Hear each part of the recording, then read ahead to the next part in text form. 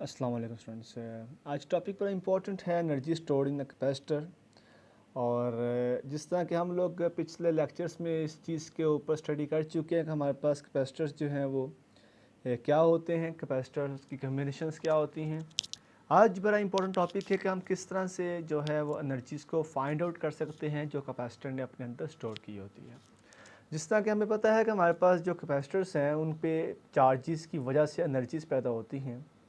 और चार्जेस कहाँ से आते हैं? चार्जेस उस बैटरी से आते हैं, उस पोटेंशियल डिफरेंस से आते हैं जो आपने उन प्लेट्स के साथ जो है कनेक्ट किया होता है, जिसकी वजह से आपके पास charges deposit on the plates and behind this plates the phenomena is very important to create the electric fields between the plates. ऐसा फिनोमिना के अंदर हम इलेक्ट्रिक फील्ड्स को क्रिएट कर सकते हैं जो हमारे पास चार्जेस के डेपोजिशंस की वजह से पैदा होती हैं।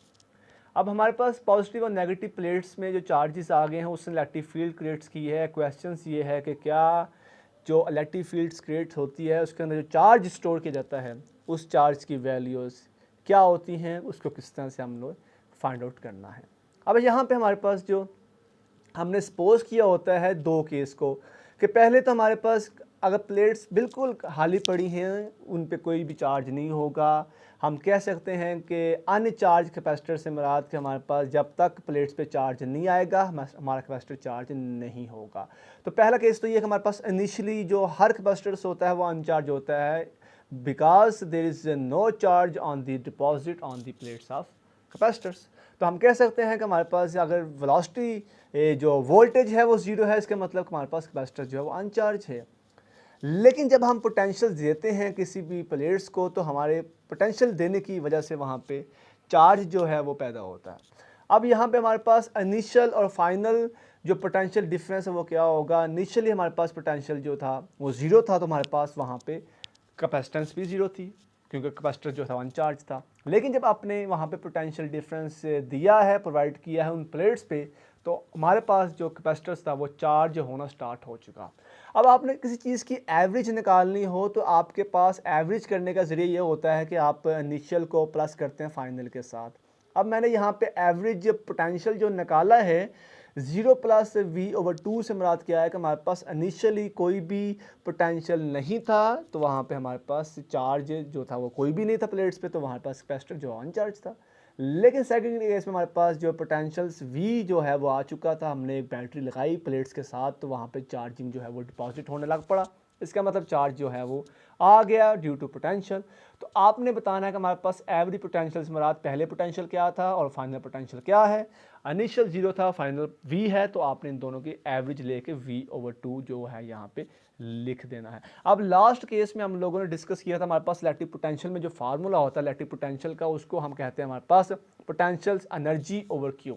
और वो पोटेंशियल एनर्जी कहाँ से आती थी? हमने कोई भी टेस्ट चार्ज को प्लेट्स के दरमियान रखा होता था, हम उन टेस्ट चार्ज पे फोर्स लगाते थे, उन टेस्ट चार्ज पे फोर्स लगाने की वजह से हम उस पर काम कर रहे थे in the terms of potential energy. तो हम कहते थे हमारे पास v is equal to U which is denoted to the potential energy over Q, यानी उस चार्ज के अंदर पोटेंशियल एनर्जी स्टोर हो रही थी जिस चार्ज को हम मूव करवा रहे थे प्लेट्स के दरमियान।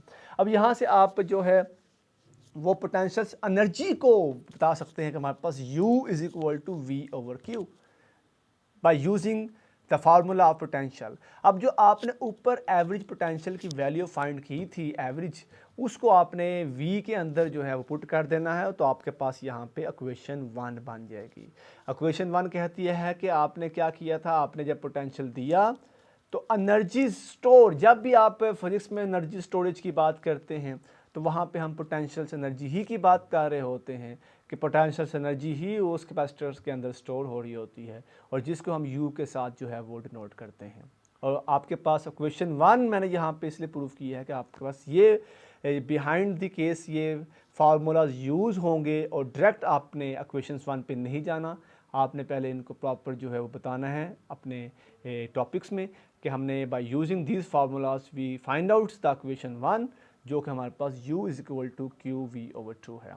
अब यहाँ पे आप फर्दर कह सकते हैं कि आपके पास एक बड़ा इम्पॉर्टेंट जो फार्मूला है चार्ज का, charge Q is equal to CV।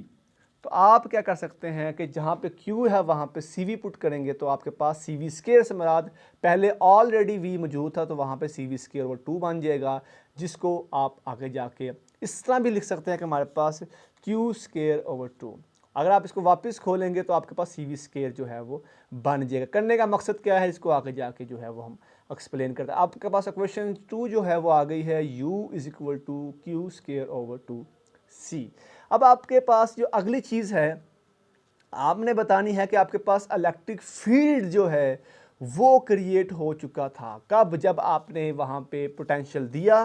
Potential देने की वजह से वहाँ पे पॉजिटिव और नेगेटिव जो चार्जेस थी उनकी डेपोजिशन स्टार्ट हो चुकी थी, और हमेशा हमें पता है कि हमारे पास जो इलेक्ट्रिक फील्ड क्रिएट्स होता है वो पॉजिटिव से नेगेटिव की तरफ होता है, और वो डिपेंड कर रहा होता है पोटेंशियल्स के ऊपर। जितना ज़्यादा आप पोटेंशियल देंगे उतनी ज़्यादा जो है वो इलेक्ट्रिक फील्ड जो है वो उन प्लेट्स के दरमियान जो है वो प्रोड्यूस होना स्टार्ट हो जाएगी, और आपके पास जो एनर्जी स्टोर होती है वो हमेशा उन इलेक्ट्रिक फील्ड्स के अंदर होती हैं जो आपने प्लेट्स में रखी होती हैं, इलेक्ट्रिक फील्ड जो क्रिएट की होती हैं। और जितना आप प्लेट्स को दूर करते जाएंगे एक दूसरे के साथ, उतना इलेक्ट्रिक फील्ड वीक होगा, उतना आपकी चार्ज की स्टोरेज भी कम होती है।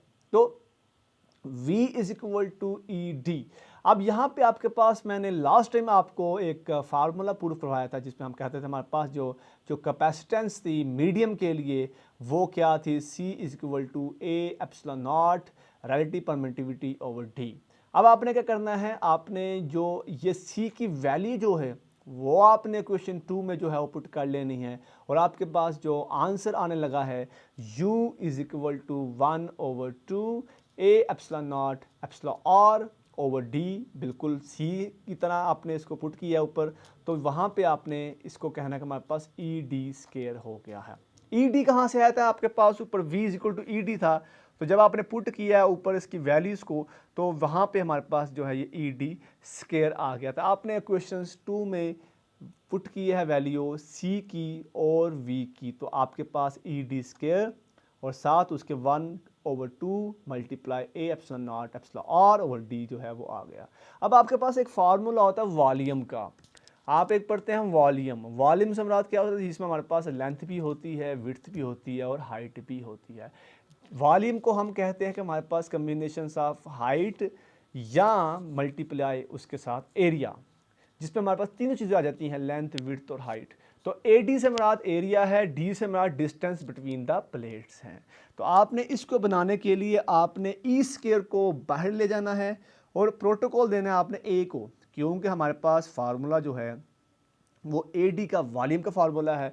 और यहाँ पे सेकंड स्टेप ये होगा कि आपके पास जो डी स्क्वायर होगा वो नीचे वाले डी के साथ कैंसिल होकर सिंगल डी बन जाएगा, और ए आपने लेना है जो आपके साथ ये ए एप्सिलॉन नॉट के साथ जो ए था वो आपने उसके साथ मल्टीप्लाई करवा देना है, और आपने ई स्क्वायर को बाहर रखना है। इसकी वजह क्या है, इसकी वजह यह है कि हमारे पास जो वॉल्यूम का फार्मूला होता है वो ए डी होता है, प्रोडक्ट ऑफ एरिया और साथ उसके डिस्टेंस, इसको हम कहते हैं वॉल्यूम। और डिस्टेंस किसका है, इन प्लेट्स के दरमियान का डिस्टेंस है। एरिया किसका है, उस प्लेट्स के एरिया का, इस एरिया की बात कर रहा है वो। तो यहाँ से आपने कहना है कि ए डी हमारे पास क्या है, वॉल्यूम के बराबर था।